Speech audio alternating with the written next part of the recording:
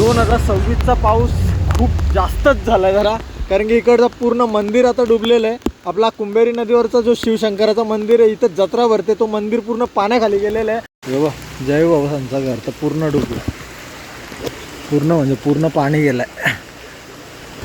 तर प्रशासनाला कलकलीची विनंती, त्यांना लवकरात लवकर पूरग्रस्त पाणी झालं तर त्यांना मदत करावी. पण आज गुडघाभर पाणी साचलेलं ना, आतमध्ये पण पाणी गेलेलं, संपूर्ण पाणी गेलेलं आहे. आणि हे बघू शकता नाशिक हायवे आहे, नाशिक हायवेचा रोड आहे, आता त्याला पण पाणी एकदम लेवलनी लागलेलं आहे. बावड्या, आत्ता जायचं आहे खडवलीला. खडवलीच्या पुलावरून पाणी जातोय की नाही आणि पाणी किती भरलं आहे, आजूबाजूच्या गावांमध्ये पाणी घुसलं आहे की नाही, ते आपण बघण्यासाठी आता भोकरीवरून थेट चाललो आहे खडवलीला. मी आणि दादू. बावड्या, पोचलो का आपण आता? आता समोर दिसणार आहे पाहता खडवलीचा पूल डुबलेला नाही, पण पाण्याचा फ्लो तुम्ही पाहू शकता, खूप खतरनाक पाणी. आणि आपण या ब्रिजवरून आता एंड साईडला जाणार आहे. तर तुम्ही पाण्याचा फ्लो बघा, अथांग पाणीच पाणी, खूप प्रेशरने वाहतोय. दादू इकडं दाखव. बापरे, इथं छोटा पूल आहे, तो तर काय दिसतच नाही की तो पूर्ण गेला, डुबला. तर त्याचे अर्धे पार्ट वाहून पण गेले असतील, कारण प्रत्येक पुलाच्या पाण्यामध्ये त्याचे अर्धे पार्ट वाहून गेलेले आहेत. तर खतरनाक पाणी, वातावरण एकदम जबरदस्त. आता घराघरात पाणी घुसायला कधी घुसतं माहिती आहे का? ज्यावेळी भास्ताचं पाणी सोडला जातो, पण बिना भास्ताचं पाणी सोडला तरी पण पाणी एवढं आहे. तर विचार करा, भास्ता डॅमचं ज्यावेळी पाणी सोडतील त्यावेळी खडवलीची हालत काय होईल. पाण्याचा, पावसाचा असर तुम्ही बघू शकता. हे बघा असा नाला झाला आहे बघा, घराघरातून पाणी वाहतंय. काही काहींच्या तर घरात पण पाणी होतं.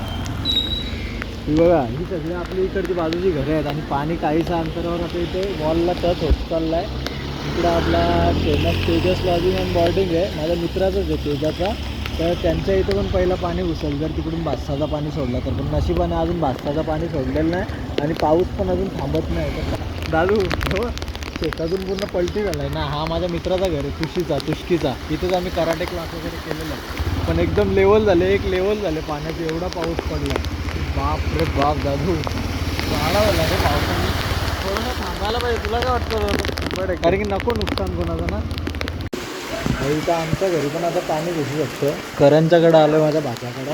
तर हे बघा, पाण्याचं प्रमाण ना डायरेक्ट टच होत आलं आता ना, इकडे पण घुसत चालला. आणि जय भाऊसांचं आमचं घर तर पूर्ण बुडालं आहे. सगळा सामान आता वरती शिफ्ट करायला घेतलं सगळे. हे बघा, आता थोडा वेळ जर थांबला असतो ना, आम्हाला पण जाऊन नसतं दिला, एवढं पाणी वाढलं आहे. दिवसामध्ये बाहेर प्रेशर आहे. मला वाटतं की आपण सेफली पहिले हा पूल क्रॉस करू, त्याच्यानंतर बाकीची व्हिडिओ.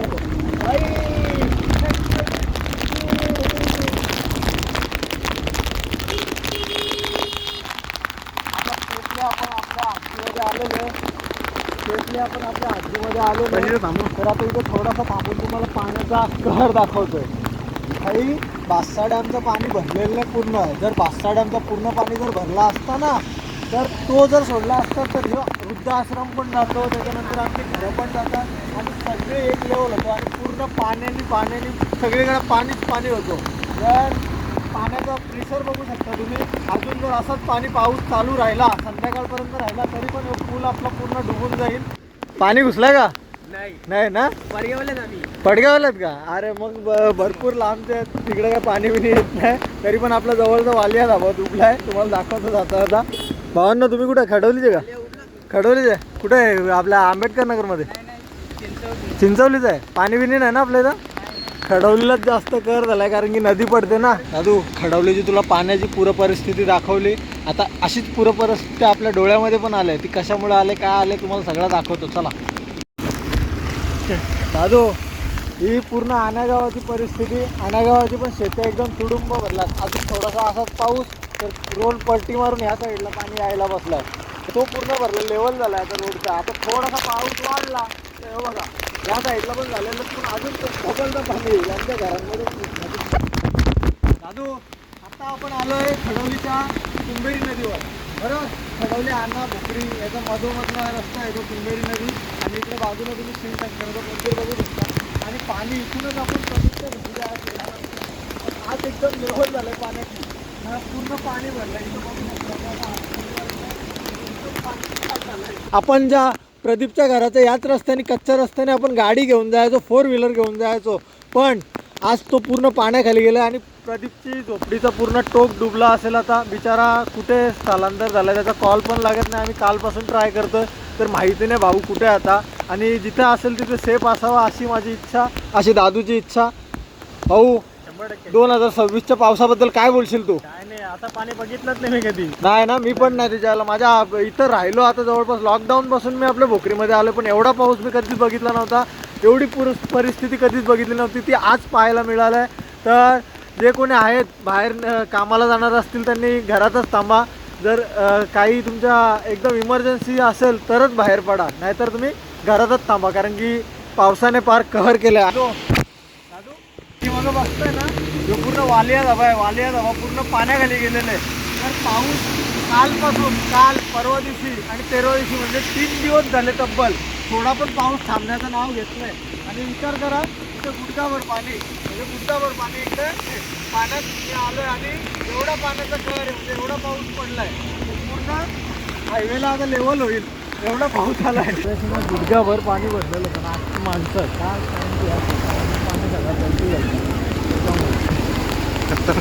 कमी झालं, भरपूर कमी झालं. राहिलं अख्ख्या त्या घरांमध्ये पण पाणी गेलं तर मला ती बघितलं होतं. तुम्हाला कॅनलचा पूर्ण पाणी दाखवतो होता, तो काय शेतांमध्ये पलटी झालं होतं. दादू तेव्हा ह्यो आपला कॅनलचा रस्ता आत्ता तरी प्रेशर कमी आहे, पावसाचं प्रमाण कमी झालं म्हणून, नाही तर ओव्हर प्रेशरने इथपर्यंत वरती पाणी आलं होतं मगाशी आम्ही खडवलीला जात असताना. तर तिथून अख्खा पाणी तो डोळ्याचा घराघरांमध्ये घुसला.